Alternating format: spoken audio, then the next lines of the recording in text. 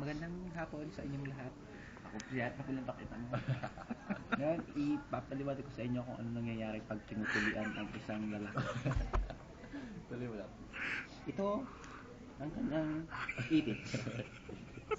Sa kabaliktaran ay titi. Hindi kita. Doble mo yung linya. Yan. Yan, kita. Ito ang kanyang itik. At ito ang balat ng candy. Andito ang kanyang ulo. Ayan, ang tunay na ulo. Pero may balat. Yan ang balat. Ang pagtutuli ay ginagawa para matanggal ang excess na balat. Kaya, Foreskin. excess sobrang balat. Kaya ang gagawin dito ay ganito. Kukuha ng lukaw. Lukaw. Anong lukaw?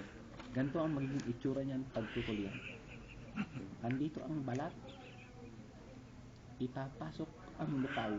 Yun ay yung kahoy. Okay. Ano yung tatagain? Pukbayin. Kahoy habang andito ang ulo. Okay. Yan. Ilalagay ang lukaw dito. Yan ang lukaw.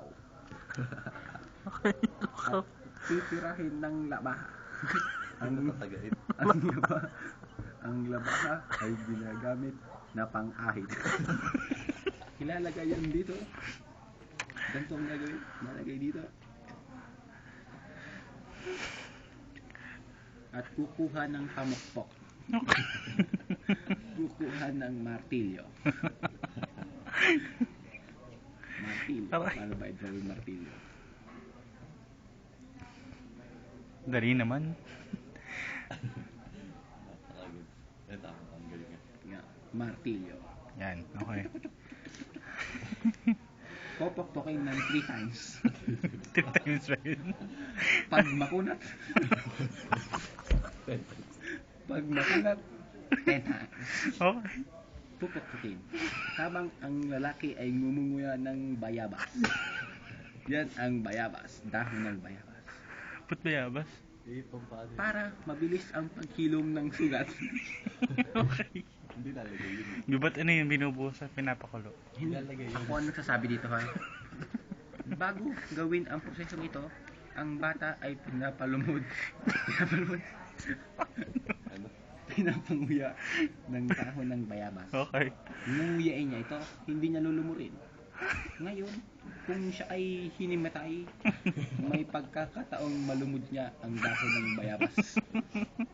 Anong symptoms niyan? Symptoms ng ano? Na pagtubod ng bayabas? Pag ano? Wala. Sige, continue. Balik question Continue. Within the following day, mamamansin mo na ang titi mo ay lumalaki. Pero, ang tawag ay nangangamatis. Okay. Kaya ang magiging itsura niyan ay parang ganito. Yan ang itlog. Ito ang itlog. At ito naman ang tarugo. Tarugo. Ngayon, pag yan ay nangamatis, dodoble ang suka. Kaya maging ganyan yan. Yan ay mangangamatis. Okay. Kaya, araw-araw, kailangan paltan ng gasa. The end. Salamat po. Okay.